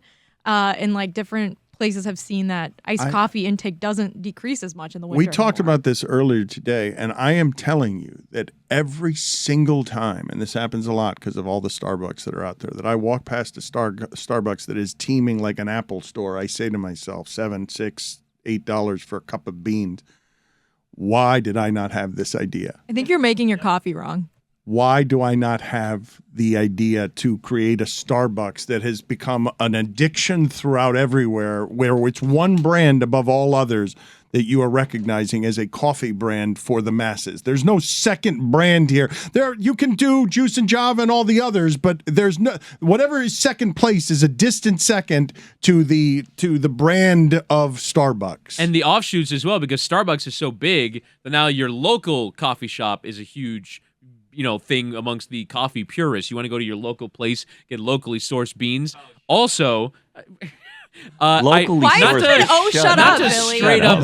What, you going to Oh my Whole God. Foods? Really? Give me No, the man. Colombian beans, okay? There you go. Not Exactly. to Attaboy. straight up steal Java. an idea from another major podcast company, but Crooked Media, the Pod Save America people, they've started selling their own brand of coffee, and every time they come on at the beginning of the like, hey, we're out of stock for the next month. We're crushing it with this coffee. Dude. Like they sell coffee more than they sell podcast ads. Let me tell you we right can now. start our own brand of coffee. Oh, Let me tell you Cafecito. right now. I will start a tequila brand before I'm done here. I Really? will start a tequila brand. Yes, Like The Rock? I will start a, Like a Clooney? tequila that I like. I will start that. Like Well, have you- Cranston? You Have want you to work on a started scotch the with me? process on that? Because Yes. like this isn't like Stugotz is like, oh, I'm going to open a weed store, No, buddy. yes, And I it's like, know. okay, Buddy. cool. I have started the process. What's I've it made the called? investment. I've started the process. You're I gonna don't have call a it- name yet. You want to let your friends in on this? Oh, no, Maybe no. we can be Let's early do this. investors. Let's or- workshop some I mean, names. come on. Let's Let's go. workshop some names. Fat face. No. No? It's all about the No. bottle, Dan. Have they told you that in the process? Yes. You gotta make it a cool looking bottle. I could be a Gordo. chief bottle designer if you want. Gordito. Wait, is that already? I think we get the theme. According to the New York Times, in the dead of winter, cold drinks account for 60% of Starbucks beverage sales. Is the hot cup of Joe on the way out? No. I say it is. Do you guys not have the same reaction I do though to Starbucks?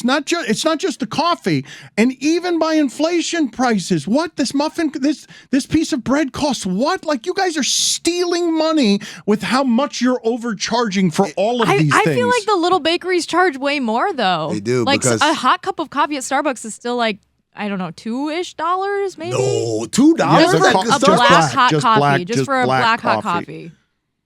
I don't know. I don't drink Still coffee. cheaper to make it at home. I have my own like little coffee set up at home because it's way less expensive than going out every day. But I think Starbucks, they still like are pretty competitive price wise. There's some like if you go to the bakery downstairs, You Dan, think- $8 for a coffee. You think that the Starbucks stale stuff that's in there, all of it that looks like crap that's been in there and is and seems like museum pieces, you think that's reasonably priced? I haven't ordered anything from Starbucks in years because I'm allergic to everything there. But I'm guessing it's probably a little bit cheaper than if you get like a nice muffin from a place in Miami that's like a little bakery. It's cheaper, but I'm surprised that they don't try harder. Why don't they have the best bagels? Like to like go there and get like a bagel Because sandwich. they don't need to try hard. No, but The whole purpose of Starbucks, though, is that it's like mass consumption. But- like they're able yeah. to replicate it It's- in it's- every city and have the same consistent thing. Like it's every chain restaurant, right? Like you don't go to Chili's because you're like, I'm going to eat the best baby back ribs. You go there because it's consistently the same in any city That's- and you're familiar with it. It's the McDonald's formula, right? Like I know what a Big Mac tastes like, regardless of whether I get it in Cincinnati or in Miami, right? But then this is the same thing with the coffee. The other thing was when Howard Schultz founded it, his thing was all like, well, people will want a gourmet coffee, right? Because before people were paying a quarter at like the bodega and just get that in that blue cup and with the little white top on, and that's it. So he was kind of saying people are going to want more, which was kind of insane. But then you say that, but there was also Caribou Coffee. Remember Caribou Coffee? Oh, yeah. I went to one recently in Chapel Hill. It The still only coffee exists? place in town. Guys, Dan's starting a tequila company. Why are we talking about Starbucks? That's How a do good we point. get like what does $2,000 investment get me? Oh, What percentage? Like 20%? What are we talking here? I want to get in on the ground floor. So do I. Yes. Sweat equity is what I Yeah, want. I don't want to sweat actually put equity. any money down because if it fails, I don't want to like my money be out. Amin of will be our taster. Oh, there you go. Why would we want him as our taster? Because if I give it the thumbs up, everyone knows. Wow, like this is a high quality. You beverage. had coffee this week and had a reaction to coffee. I've never seen anyone have a reaction to coffee. I don't trust your judgment in any realm. Why would I trust it here? Wait, hold on. Because I had a bad reaction to coffee, all of a sudden, all my expertise at consuming alcohol is out the window. Your taste is something that is up for debate. If any of our remotes have taught us anything, it's that Amin is great at consuming alcohol, Dan. Awesome. Mm-hmm. Right? Like, think about all the times we've got the Moss Miami events and all that stuff. And I'm not- Cleveland. I mean, we couldn't do anything with any of that footage because of how great Amin was at consuming alcohol. Well, that wasn't connected to the alcohol. That was connected to some other complications of which I will not name. Oh boy. Well, that's good. That's good audio. Yes, it is. No, it's good for you guys to say why the audience didn't get the content from the All-Star game in Cleveland. Why stop at a tequila? Just open your own distillery. Let's go. Let's go. Let's do whiskey. Let's go. Stay focused. Yeah, I am focused. I'm focused on branching out. Let's go. Make something that Roy wants, Dan. Yeah. How is it that any topic I bring up, you guys are just like, where's mine? No, we're trying to. I was said I offering wanted to you be an money. investor. I was trying to give you money. Something to look into, though. I offered my sweat equity. Yeah, sweatquity. Wait, where does this come from where I don't have good taste? Judgment. Oh, that kind of taste. Sorry. I thought you meant like actual taste. I'm like, no, I'm great. I'm great at tasting At things. tasting things. I have a Show good sense of us smell. the decorations in your home. And I'm sorry, we'll what? decide on how good your taste is. My what? The decorations in your home. I don't have decorations in my home. Tasteful furniture, though? Like nothing on the wall? Just an underwear drawer. Just an In 3 it's sections. immaculate though. What do you mean you don't have decorations in your I have house? decorations. You don't have things on the walls? No. I got my first decorations of pumpkin season yesterday. I got It's officially pumpkin I got season? oh Billy, it has been pumpkin season. I got a little 12 o'clock pillow for me. that PSL. says something about pumpkin spice. It's like pumpkin spice gives me life, but it's a skeleton drinking a little cup, like a little orange cup. And then I got these little mini pumpkins, and then I got a pumpkin candle, and then I got these little like fuzzy things that I hung under my TV. All right, so we I know got who little doesn't have dish taste. towels. Oh, They say no. sweater weather with little doggies on them. And then a little jack-o'-lantern towels for my bathroom. I thought pumpkin season was October. I would have assumed that was October. Please. Pumpkin season's 1 month. You're going to relegate pumpkins to 1 month of the year? That thing started in Come on. August, dude. It starts in August. I'm sorry, Roy, to have offended your pumpkin sensibilities. I mean, it's pumpkin beer time, man. Oh God, Jesus! You're one of those. Hell I yeah, am. Roy. I am. What's wrong with you people? Next thing I know, everyone's gonna start talking about missing the leaves, changing colors, and that kind of crap. We live in Florida. Everyone misses that. That's the best time of the year. No, it's not. You know what the best time of the year is? This time, all the time, Yeah, every because day. the leaves are starting to change. No. The time where Elsewhere. it's not cold and there's no reminder that winter is coming. That was my Game of Thrones voice. Thanks, Rob Stark. Rub. What do you mean, you people? What do you mean, you people? Yeah. Jeremy is like at an award show because I've been told by our video team that they don't like to see empty seats on camera, and so I asked Jeremy to like sit in the chair whenever a chair is vacated. Seat filler. And so he is like our designated seat filler, very much in a non-speaking role today. I mean, you've been doing this thing today where you've been watching videos with the sound on. Now, you're theoretically alone in that room. You didn't realize that Dan's mic was turned on. So right. I heard a lot of that video. I don't like that in general. Like watching videos with sound. There was somebody recently who was doing that on a plane that I was on. Oh no, that that's was different. unbelievably that's tedious. different. That's different. So like when I'm in this room, I'm like, okay, if there's one other person in the room, like Dan, I don't care. If I'm like, you don't think Dan is bothered by that? He's sitting there trying to read something maybe on his phone. Like I would say something. Dan can't read when there's sounds? I genuinely cannot. Does he have to cannot. mouth the word? He FaceTimes with other people when Amin's in the room, probably. Yes, he does. That's a good point. I don't know. I would. You can't read if there's sound? It's very difficult for me to focus on words. If no one's talking to you, people are just talking. You're like, I find focus, like for me, I can't fathom the people that work with music on. That's why I don't read. Or that wear headphones all the time. Like when they're working and they're listening to me, I can't fathom that. I try and put jazz music on at like 3 volume. And I can't focus. I like this question. And Greg, welcome. I want you to answer too. I'm wondering what you guys do because I'm not the person who is alone and plays music often. But the other day I was home alone and I was like, you know what? I'm going to wash some dishes. And I was washing dishes and I was like, I'm going to play music now. Really? While I'm washing dishes. what kind of music? Great question. Right. No, I do that. I'm not a multitasker by nature, but you know, I've sort of, and this is going to sound highfalutin, but I'm trained to write a column on deadline in a very noisy press box, so I can sort of mute everything around me, but He's trained, That's fair. folks. When you're at home fair. alone, Greg, do you ever maybe like pump in like ambient noise and like just noisy situations into headphones so that you're like in the zone, like you feel like it's a Yes. real You game? should just record the Sun Sentinel reporters Yeah. chatting about the game and then play it while you try and write a column. Maybe you can stir those thoughts. Yeah. I should do that. Yeah, you're right. No, I do. I listen to what I do is I hate emptying the dishwasher. It's one of those little chores that I hate, but I do it because my wife hates it even more. So I'm emptying the dishwasher, which is like a 5-minute task, and I will play music. And what I find myself doing is lifting out dishes to the time of the beat. Like I will listen to music and You sort of choreograph to perform the dishwasher emptying to the tune of whatever I'm listening to. I love that. So what kind of music, because I didn't answer before, so I was wondering what everyone in here, like what your music would be. I'll just tell you what I was doing. When I was washing the dishes the other day, Bob Marley. I had Bob Marley on while I was washing the dishes alone in the house. Little Birds? Little Bob Marley radio on Spotify? It was Spotify, but I somehow ended up with like live performances. I don't know how I ended up that way. No Woman, No Cry live? That is exactly the song. That was the first song that started was No Woman, No Cry live.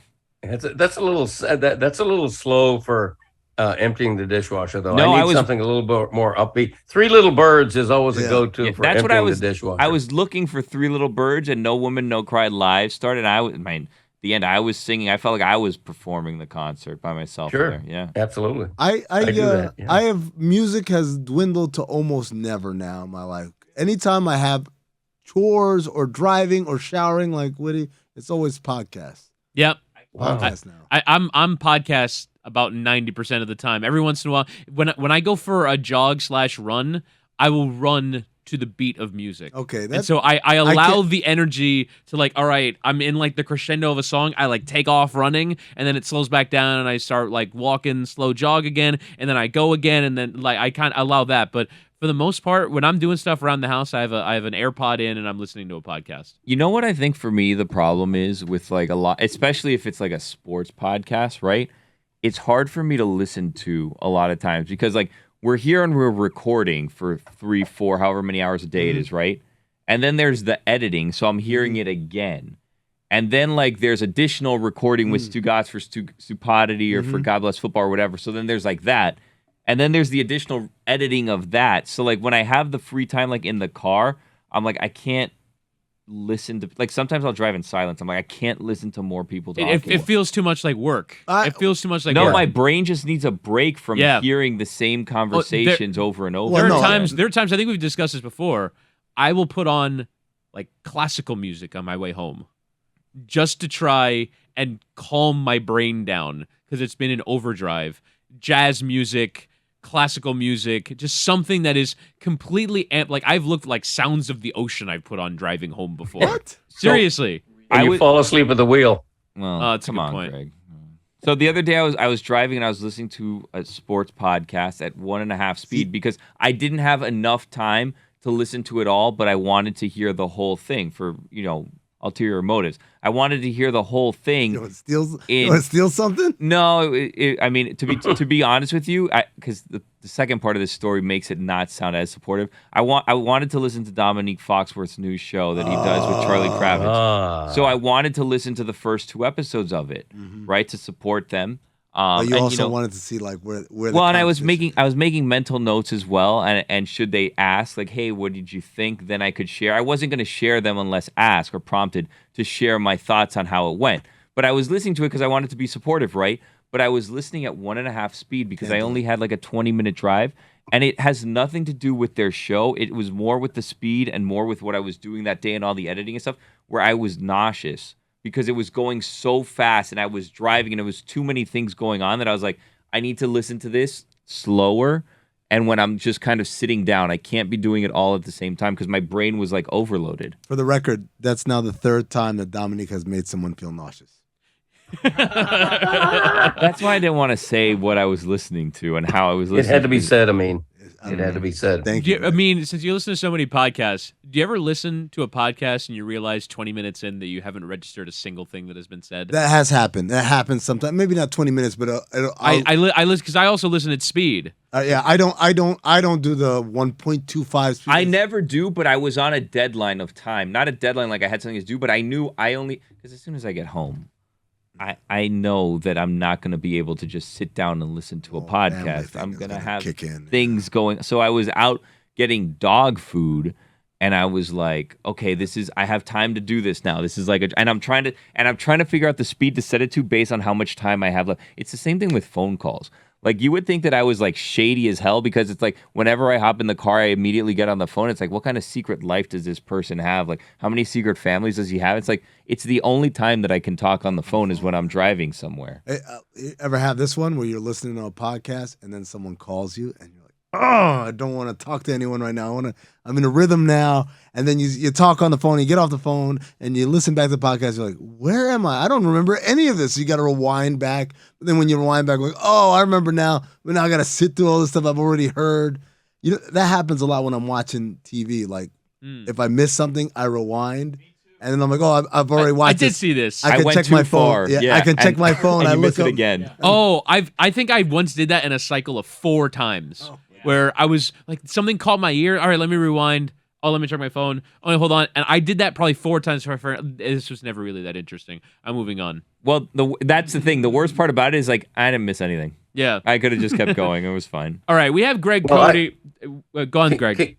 Can I mention something real quick? Because when Billy mentioned listening to the podcast at, what did you say, Billy, 1.5, 1.3? Yeah, I think I got it. I think it was 1.2 is what I got it up to, and that was too quick for me. Yeah. Roy, what did you say? You're doing a plug, aren't you? Yeah, I know. Yeah, you saw it coming. Yeah. I no. In all seriousness, I want to mention as a public service that I listen to the Greg Cody Show podcast at 1.8. Wow. And it's not that I'm in a huge hurry. It's that it makes me sound younger. Yeah. Because I have sort of a slow, lugubrious voice at natural Excellent speed. adjective. But when I'm at 1.8, man, I sound vital. I sound like I'm in my I sound like you guys' age. Yeah.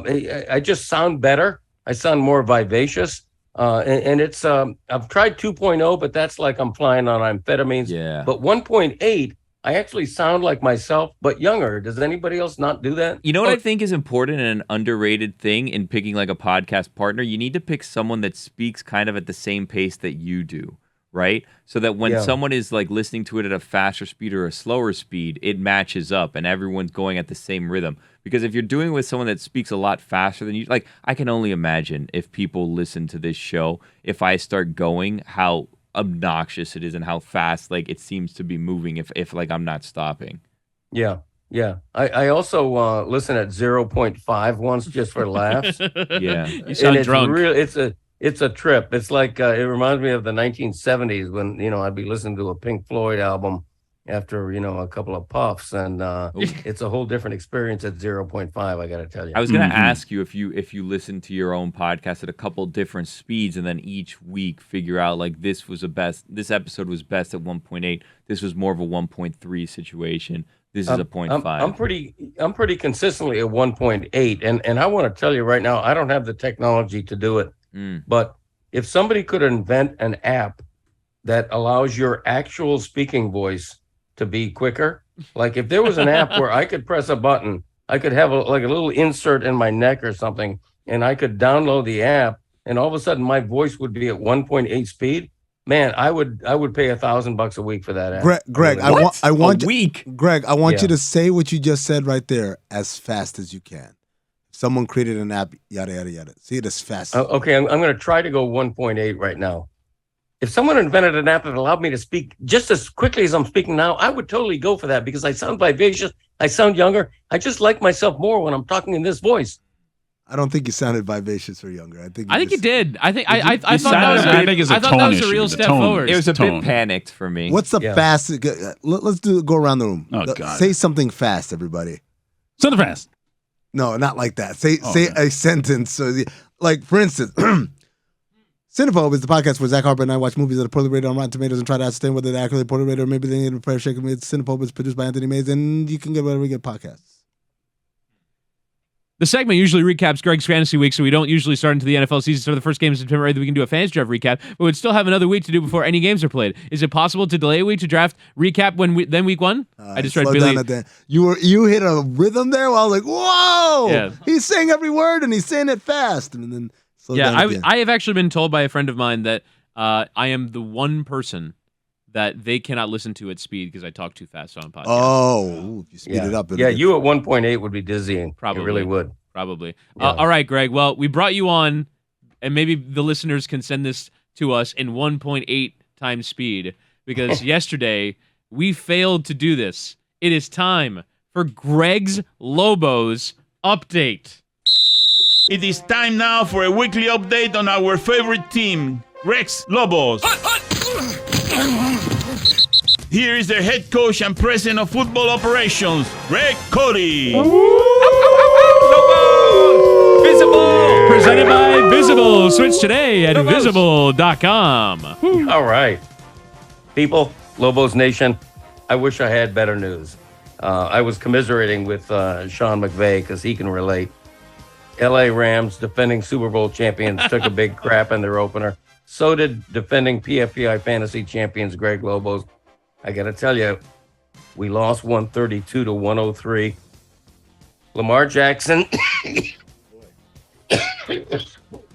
Wow. Really emotional about Lamar Jackson's poor performance. Look at Sounds like Lamar your team Jackson right now. was the highlight. Oh. He scored 19 points, but I got an old saying, man. If you ain't got 20, you ain't got plenty. When your high-scoring player has 19 points, you have almost zero chance of winning at a high level like PFPI fantasy. I had 4 points each from CD Lamb and T. Higgins. I mean, Lamb led the Lobos to slaughter. I got to tell you, and I hate to single out players, but the Lobos need more. Lobos demand more. And I have to be honest, the low boat was taking on water in the opener. The low boat was taking on water. Luckily, we have beautiful bilge pumps. We had the foresight to buy 2 brand new bilge pumps in the offseason. So we didn't sink, and we're going to come back strong in the second game. The Lobos guarantee that. So Lobos Nation, don't give up on us. Put a paddle on your hand and row, row, row the low boat because we're running to a second straight championship in Lobos Nation. Yeah. Row! He said that in 1.8 speed. Row, row, row, row, row, row, row, row, row, row, row, row, row, row, row,